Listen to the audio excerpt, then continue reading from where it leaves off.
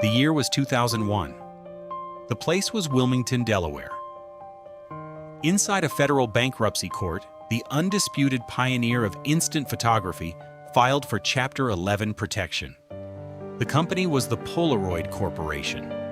The concrete shock was not merely the financial collapse of an American titan. It was the sheer scale of the erasure. At its absolute peak, Polaroid employed 21,000 people. It held a near monopoly on instant film, generating billions of dollars in annual revenue, and its proprietary chemical formulas were guarded like military secrets. Its cameras were essential tools in the hands of Andy Warhol, NASA astronauts, police forensic units, and millions of American families. The human consequence fell heaviest on the factory floors in Massachusetts. Thousands of dedicated technicians and retirees saw their lifetime pensions evaporate almost overnight as the stock price flatlined. The paradox of Polaroid is that the technology still worked flawlessly. The motorized SX70 was still a mechanical marvel. The instant film still developed magically in the palm of a hand. But the real story of Polaroid is not the story of a bankruptcy in 2001. It is the story of how an empire built on the miracle of instant memory was systematically dismantled by a new digital reality. Every week, we tell the stories of the cameras, lenses, films, factories, stores, labs, and repair benches that once taught people how to see. And what happened when the market moved on? Subscribe if that history matters to you. The story begins not with nostalgia, but with a specific place, in Boston, Massachusetts in 1947. In the decades following the Second World War, the American amateur photography market was expanding rapidly, but it remained fundamentally trapped by time. To understand why Polaroid had to exist, you must look at the structural delay built into the act of taking a photograph in the 1940s. For a family documenting a holiday or a mother photographing her child, the camera was only the first half of a transaction. The shutter clicked, but the image remained invisible. The latent memory was locked inside a roll of silver halide film.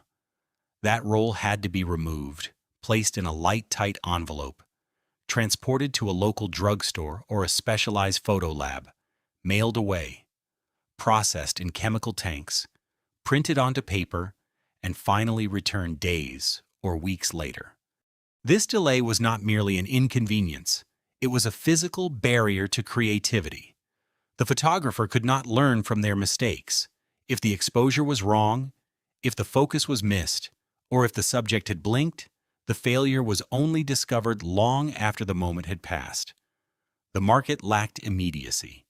In Cambridge, Massachusetts, a brilliant physicist and inventor named Edwin Land saw this gap not as a chemical limitation, but as a mechanical challenge. Land was already a pioneer in optical polarization, having supplied the military with specialized goggles and targeting sights during the war. But in 1943, during a vacation in Santa Fe, New Mexico, his 3-year-old daughter asked a simple, profound question after he took her picture. Why couldn't she see the photograph right away? Land spent the next 4 years in absolute secrecy inside his Boston laboratory, determined to compress the entire industrial darkroom process into the body of a handheld camera. He was not just inventing a new camera model. He was attempting to invent a completely new geometry of photographic chemistry.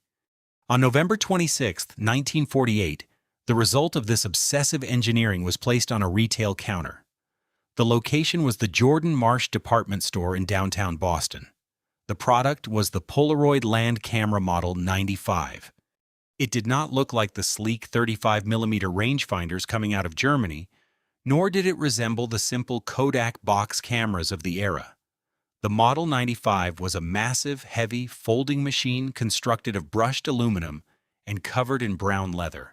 It weighed over 4 pounds, but its true innovation was not the glass lens or the mechanical shutter. It was the film. The Model 95 utilized Polaroid's proprietary Type 40 roll film. When the photographer pressed the shutter, light exposed a traditional negative frame. But the magic happened immediately afterward. The user physically pulled a paper tab protruding from the camera body.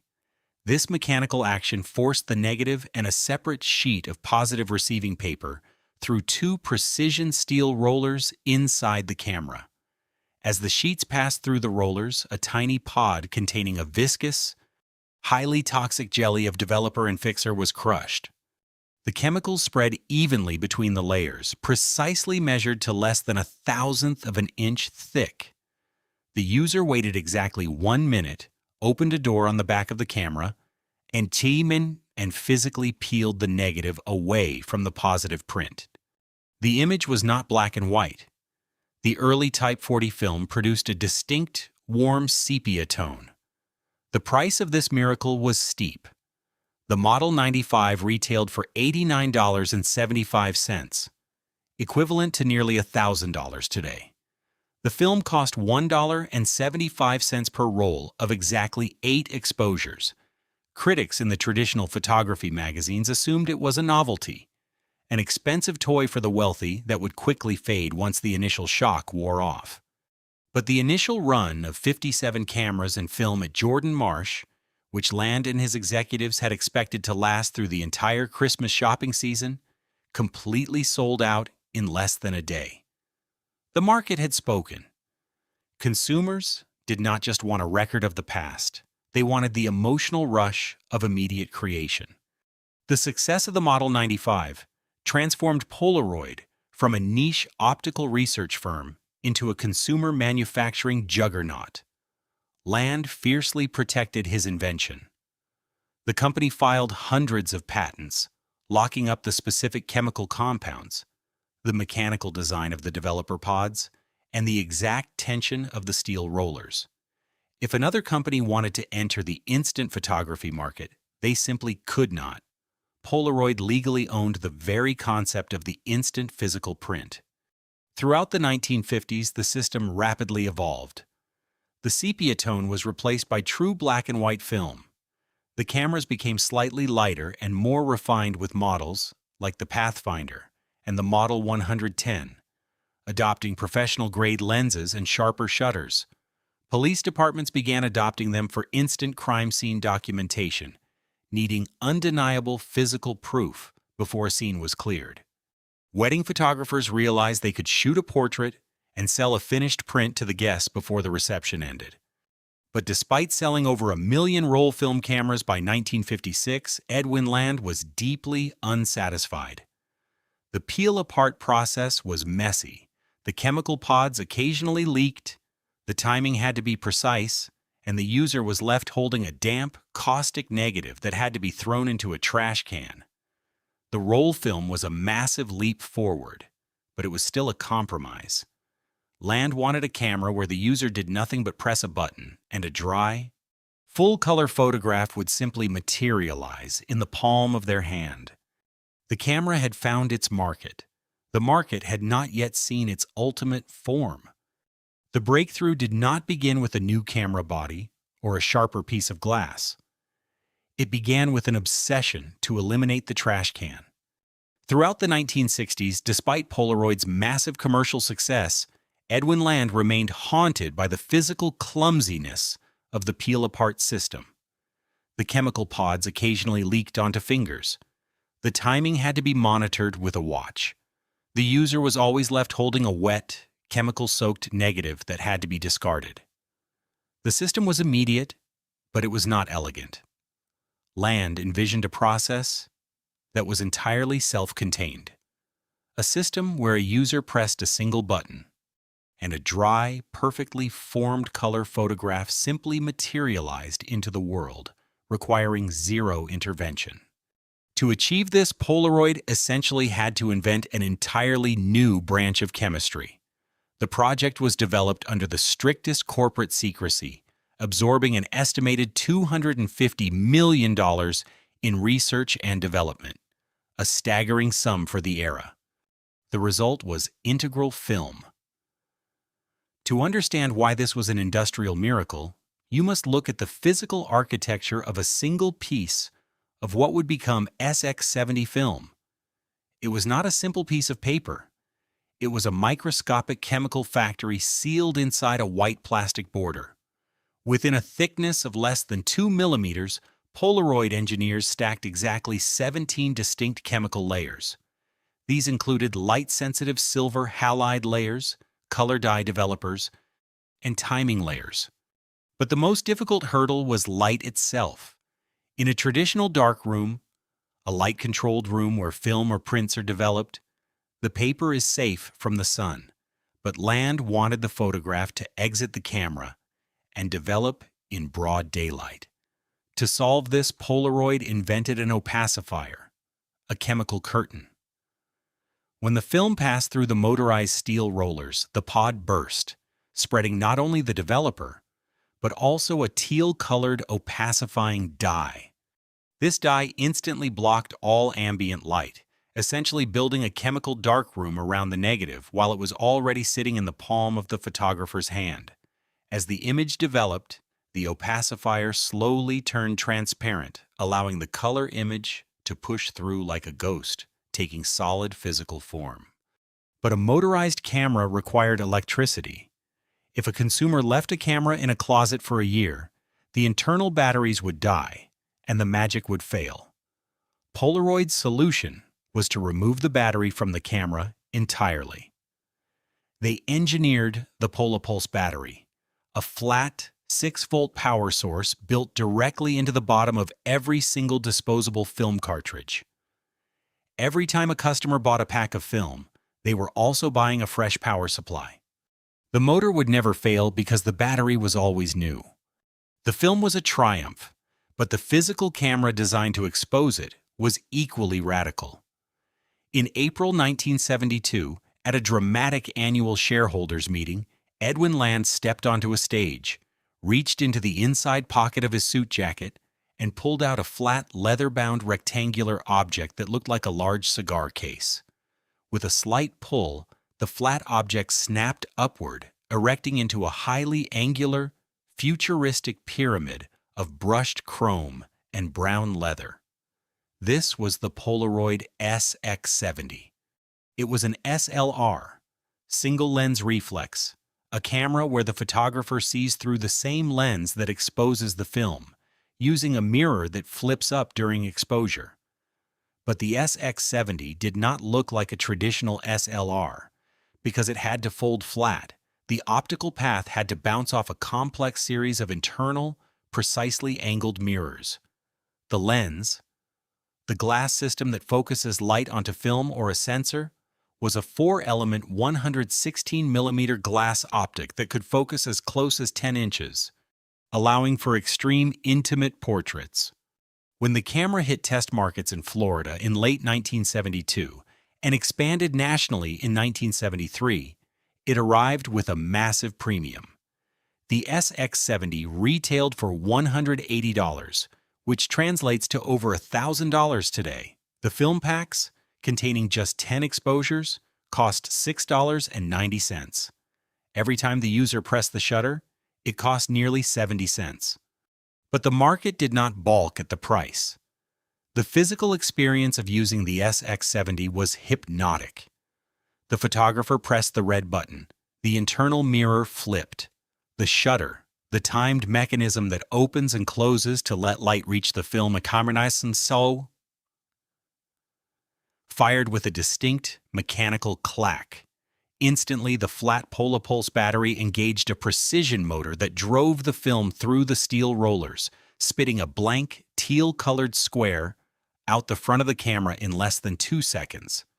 Families, artists, and professionals watched in awe as the blank square slowly morphed into a vibrant, square-format color photograph over the next 10 minutes. It was a magic trick repeated millions of times across the American landscape. The closest competitor was the Eastman Kodak Company, sitting comfortably in Rochester, New York. Kodak dominated the traditional 35mm and 110 pocket film markets, capturing the lion's share of American vacation memories. But Kodak executives watched the SX70 launch with a growing sense of dread. Their cheap Instamatic cameras could not offer this immediate gratification. They realized that Polaroid had built an impenetrable fortress of patents around the integral film, the flat battery, and the opacifying dyes. If a rival wanted to build an instant camera, they could not easily copy a single component without inviting a massive federal lawsuit. Polaroid had successfully locked the entire instant ecosystem inside a white plastic border.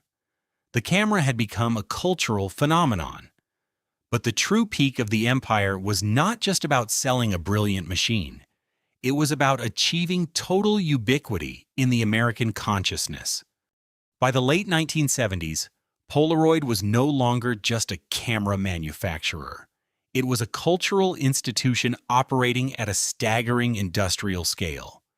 The SX70 had proven that integral film was a chemical miracle, but its steep price tag kept it in the hands of serious enthusiasts and affluent families. Edwin Land's ultimate goal was absolute ubiquity. He wanted the magic of the self-developing print in every American household. To achieve this, Polaroid took the incredibly complex SX70 film cartridge with its built-in Polapulse battery and designed a radically simplified, vastly cheaper plastic body around it. In 1977, they released the Polaroid One-Step Land Camera. It was a rigid, boxy machine, constructed of off-white injection-molded plastic, distinguished by a bold rainbow stripe running down its center. It did not fold flat. It did not have a complex array of internal glass mirrors, nor did it feature an SLR viewing system. Instead of the premium 4-element glass optic of the SX70, the One-Step utilized a simple, single-element plastic fixed-focus lens. Fixed focus, a lens without a moving focusing mechanism, engineered with a small aperture to keep everything from exactly 4 feet to infinity acceptably sharp, meant the user truly had nothing to do but aim and fire. The price of entry plummeted. While the folding SX70 cost roughly $180, a consumer could walk into a Sears, a JCPenney, or a regional Kmart and purchase a Polaroid One-Step for just under $40. The scale of manufacturing required to meet the resulting demand was monumental. Polaroid did not outsource its chemistry to foreign contractors. The film was manufactured in massive, highly secretive factory complexes in Waltham and New Bedford, Massachusetts. Inside these facilities, machines running at blinding speeds coated the microscopic layers of silver, halide, and opacifying dyes onto miles of continuous mylar sheets, while precision assembly lines injected the highly caustic developer jelly into millions of tiny foil pods. At its peak, the company employed over 21,000 people, operating 24 hours a day to keep the retail shelves stocked. By the Christmas season of 1977, the Polaroid One-Step was not just the best-selling instant camera on the market. It was the best-selling camera in the world, completely bypassing the massive infrastructure of traditional photo labs. Companies like Photomat, the iconic yellow-roofed drive-through kiosks that relied entirely on Americans dropping off rolls of Kodak film, watched helplessly as Polaroid cut them out of the memory-making process entirely. Let us look at a sensory scene of American life in 1978. A family sits in a living room on a birthday morning. A parent holds the rigid plastic One-Step. The shutter clicks with a hollow, distinct thwack. Instantly, the motorized steel rollers engage, whining loudly as they crush the chemical pod and eject a flat, blank, teal-colored square into the room. The square is placed on a coffee table. It is not placed in an envelope. It is not mailed away. For the next 10 minutes, the entire family gathers around the table, watching in real time as the opacifying dye fades and the colors of the room bleed through the plastic surface. The white border of the film, widely considered a mere aesthetic frame, was actually a functional chemical reservoir designed to catch and trap the excess caustic developer pushed to the edges by the steel rollers, keeping the user's hands perfectly clean. The camera had completely collapsed the distance between the experience of a moment and the memory of a moment. But the glory of Polaroid extended far beyond the domestic living room. The proprietary, unalterable nature of the integral print forced the camera into the hands of professionals across wildly diverse industries. Because an original Polaroid print developed instantly and left behind no reusable negative, it was inherently tamper-proof. You could not easily dodge, burn, or digitally alter an SX70 photograph in a dark room. It was an absolute record of truth. Recognizing this, the New York Police Department and forensic units across the country adopted specialized Polaroid cameras to document crime scenes, ensuring that evidence could be verified immediately before investigators disturbed the area. State Farm and other major insurance companies issued Polaroid cameras to their field adjusters. A wrecked car could be photographed, the print attached directly to a clipboard, and the claim filed the same afternoon. Hospitals adapted Polaroid backs to early ultrasound and medical imaging machines to hand expectant mothers physical proof of life. In Hollywood, continuity supervisors on major film sets relied on the format, snapping pictures of actors between takes to ensure that a tie was knotted perfectly or a glass of water was at the exact same level when the cameras rolled again 3 hours later. In the realm of fine art, the format became a status symbol. Andy Warhol famously wielded a specialized Polaroid Big Shot camera, using its fixed focal length and harsh integrated flash to capture the raw, overexposed portraits of celebrities that would later become his iconic silk screens. Time magazine featured Edwin Land on its cover, portraying him not just as a CEO, but as a uniquely American genius, a predecessor to the Silicon Valley visionaries of the modern era. Even Ansel Adams, the legendary master of the grueling, meticulous, large-format darkroom process, served as a highly paid consultant for Polaroid, rigorously testing their film batches and marveling at the tonal range of their black and white instant chemistry. Consider the midpoint stakes of this massive closed ecosystem. If a traditional 35mm negative was lost or destroyed, it was a tragedy. But if the negative survived, the image could be reprinted an infinite number of times. A traditional photograph is a reproduction, but a Polaroid print is a unique, singular physical artifact. The specific piece of plastic and chemistry sitting on the coffee table is the exact same physical object that was inside the camera when the light from the subject bounced through the lens. If this proprietary chemical system failed, the world would not just lose a convenient gadget. It would lose a medium of absolute, unrepeatable originality. In an era of mass mechanical reproduction, the instant physical print was not a luxury object. It was the only existing proof that a specific moment had occurred, trapped forever beneath a layer of clear mylar. By 1978, the Polaroid Corporation was generating over $1 billion in annual sales. They had defeated Kodak's early attempts to encroach on the market. They owned the patents. They owned the factories. They owned the specific emotional ritual of watching a memory materialize in the palm of a hand. The brand looked invincible, operating at the absolute peak of its industrial power.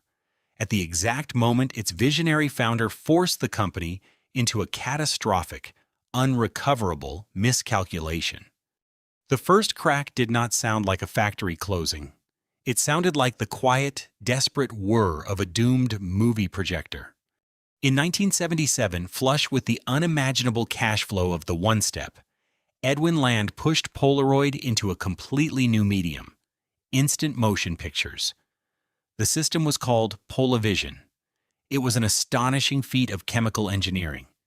A user shot a cassette of Super 8-sized film, then pulled the cassette out of the camera and simply dropped it into the top of a specialized television-sized player. Inside the cassette, inside the cane, the tape passed through a microscopic slot, crushing a tiny pod that spread a layer of developer across the frames as it rapidly rewound. 90 seconds later, the player's screen lit up, projecting the movie. It was a mechanical masterpiece. But it was a commercial disaster. The Polavision film required incredibly bright, blinding lights to expose indoors. The footage was grainy. Most importantly, it was entirely silent. The system arrived on retail shelves at the exact moment Japanese electronics giants like Sony and JVC were introducing the Betamax and VHS video cassette formats. Magnetic videotape could record for hours. It could be erased and reused. It required no chemical processing, and it recorded synchronized sound. Polavision was a brilliant answer to a question the market was no longer asking. Polaroid was forced to write off millions of dollars in unsold inventory. The failure shattered the board of directors' absolute faith in Edwin Land. By 1980, the founder, the visionary who had built the company from a garage laboratory into a global titan, was forced to step down as CEO and eventually severed all ties with the corporation he built. The company survived the leadership transition, leaning heavily into the wildly successful Polaroid 600 series cameras throughout the 1980s. But a massive force of technology displacement was taking root at the local drugstore counter. For decades, the primary advantage of a Polaroid camera was time. A family accepted the high cost per photograph and the slightly softer image quality because waiting a week for a roll of Kodak film to return from a distant processing plant was unbearable.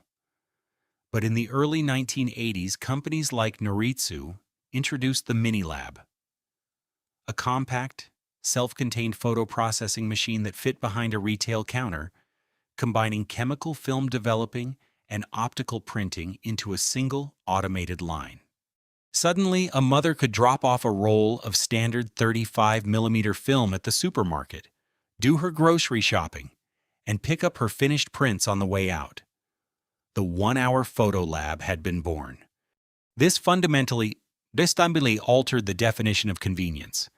Standard 35mm film, with its massive 24 by 36mm negative, produced prints that were razor-sharp, vibrantly colored, and incredibly cheap compared to instant film. The 1-hour lab made traditional photography instant enough for the average consumer. Price compression began to tear at Polaroid's dominance. Let us look at the retail math of 1985. A pack of Polaroid 600 film cost roughly $10 and yielded exactly 10 photographs. Every time a consumer pressed the shutter, it cost $1. A roll of standard 35mm film, processed and printed at a local 1-hour lab, cost roughly the same amount but yielded 24 or even 36 photographs. The economic ratio heavily favored the traditional darkroom process. Simultaneously, Japanese manufacturers like Canon, Nikon, and Olympus perfected the 35mm point-and-shoot camera. They integrated microprocessors, infrared autofocus, and built-in electronic flashes into compact bodies that fit inside a coat pocket. Autofocus, a system that bounces an infrared beam or measures contrast to move the lens until the subject appears sharp without the user touching a dial, eliminated the last remaining hurdle of amateur photography. The camera counter argument shifted. A salesman at a camera store no longer had to push a bulky Polaroid 600 box camera as the only foolproof option.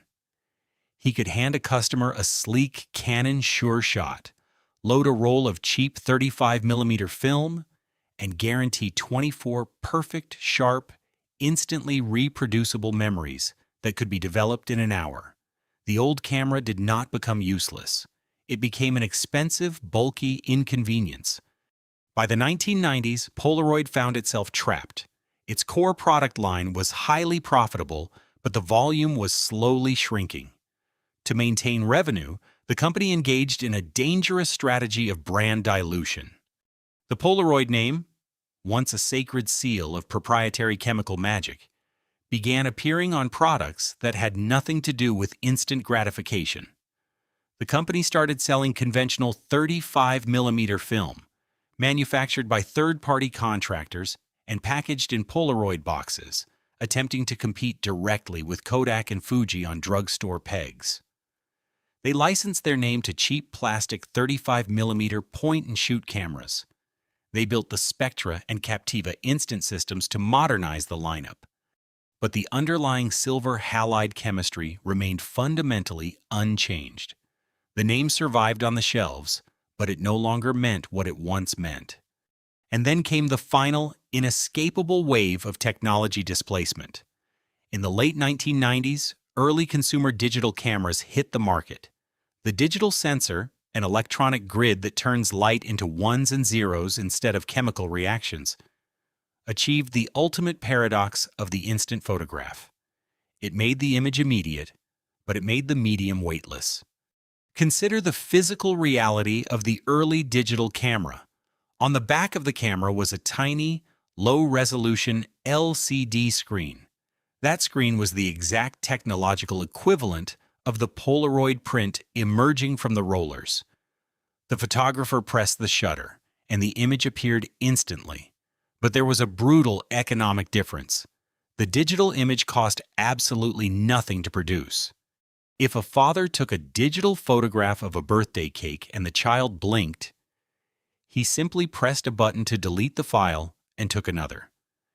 If he did that with a Polaroid camera, he was throwing away $1. Digital photography did not just defeat Polaroid on convenience. It completely destroyed the financial model of selling consumable film pods. The digital camera was a razor that never needed new blades. The distribution network recognized the shift immediately. Major retailers like Best Buy and Walmart began drastically shrinking their shelf space for instant film, replacing the iconic yellow and blue boxes with memory cards and digital point-and-shoots. The debt taken on by Polaroid executives to fund failed expansions into digital imaging and medical scanners became a crushing weight. The massive, secretive factory complexes in Waltham and New Bedford, the beating heart of the chemical empire, began scaling down. The human consequence of this collapse was devastating. Polaroid was not just a brand. In Massachusetts, it was a generational employer. For decades, workers had trusted the company, investing heavily in employee stock ownership plans and relying on company-funded health and life insurance for their retirements. As digital cameras became the global standard, Polaroid's stock price plummeted from a peak of $60 a share in 1997 to mere pennies.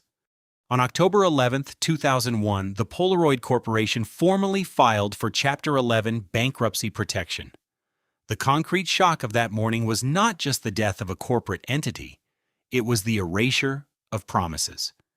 In the restructuring, thousands of retirees lost their health benefits and severance packages. The employee stock they had held for decades became worthless paper. The company that had mapped the geography of American memory could no longer afford to sustain the people who had built its chemical machines. The holding companies bought the name. The licensed televisions took the logo. The giant factories went silent. The proprietary machines were dismantled. The digital screen replaced the physical print. The film pods dried out. The camera remained. The market moved on. What happened to the Polaroid Corporation in the years following the 2001 bankruptcy is a textbook study in the brutal mechanics of brand dilution. The original company, the chemical titan that Edwin Land built, ceased to exist. The famous name and the iconic rainbow logo were sold off to holding companies. Over the next decade, the Polaroid badge was slapped onto cheap flat-screen televisions, portable DVD players, generic digital picture frames, and low-end digital point-and-shoot cameras that contained absolutely none of the original engineering. In 2008, the licensed holding company announced the final, fatal blow. They were ceasing production of all instant film.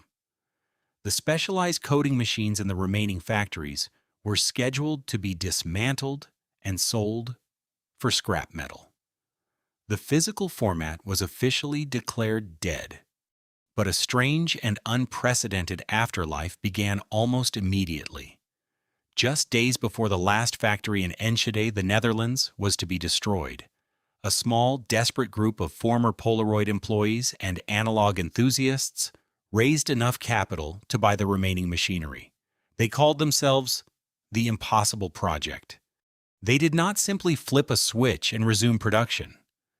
Because the original global supply chains for Polaroid's highly toxic, specialized dyes and chemical opacifiers had already vanished, this team had to literally reverse engineer Edwin Land's 17-layer integral film from scratch. It took years of failures, leaky pods, and faded colors, but they successfully rebuilt the chemical ecosystem. Today, operating under the reclaimed Polaroid name, they continue to manufacture fresh instant film for millions of surviving vintage cameras. Because the film survived, a thriving global repair and collector market resurrected the hardware. If you look at completed eBay listings or visit specialized restoration companies like Retrospect in Milwaukee, Wisconsin, you will find a massive demand for the original folding SX70 and SLR680 cameras. Master technicians sit at repair benches, carefully peeling back 40-year-old leatherette, desoldering aging light sensors, cleaning the complex metal gear trains, and calibrating the motorized rollers to keep these mid-century machines alive. A fully restored, heavily used SX70 from 1973 routinely sells for hundreds of dollars to a new generation of users. This is not nostalgia. It is the unyielding demand for absolute, unalterable physical truth in an era drowning in easily manipulated digital files. A smartphone photograph is weightless. It can be copied, deleted, or altered a million times without leaving a trace. But a Polaroid print is a unique, singular object. The square of plastic sitting on a desk is the exact physical canvas that was sitting inside the dark chamber of the camera when the light from the subject bounced through the glass lens. It cannot be hacked. It cannot be duplicated. It is a chemical receipt of a specific second in time. If you drive past the sites of the massive, secretive Polaroid manufacturing complexes in Waltham and New Bedford, Massachusetts today, you will not find a towering monument to the empire of instant photography. The massive structures that once coated miles of mylar and produced billions of dollars in revenue have been largely demolished, repurposed, or replaced by generic corporate office parks, biotech laboratories, and sprawling parking lots. The physical footprint of the company that once mapped the geography of American memory has been paved over by the modern economy. Yet there is a surprise footnote to this industrial collapse. The true monument to Polaroid is the hardware itself. Because Edwin Land made the radical decision in the 1970s to build the Pola Pulse battery directly into the disposable film cartridge rather than the camera body, he accidentally saved millions of machines from the slow, corrosive death of leaking alkaline batteries. A complex folding SX70 left in a humid attic or a dusty closet in 1985 can often be pulled out today, 40 years later, entirely dead. But the moment a fresh pack of modern film is pushed into the bay, the new battery engages the ancient contacts, and the original steel motor instantly hums to life, ready to work exactly as it did on the day it left Boston. Polaroid did not fail because they built a poor product. They failed because they engineered a chemical miracle in an era that ultimately decided it preferred electronic convenience.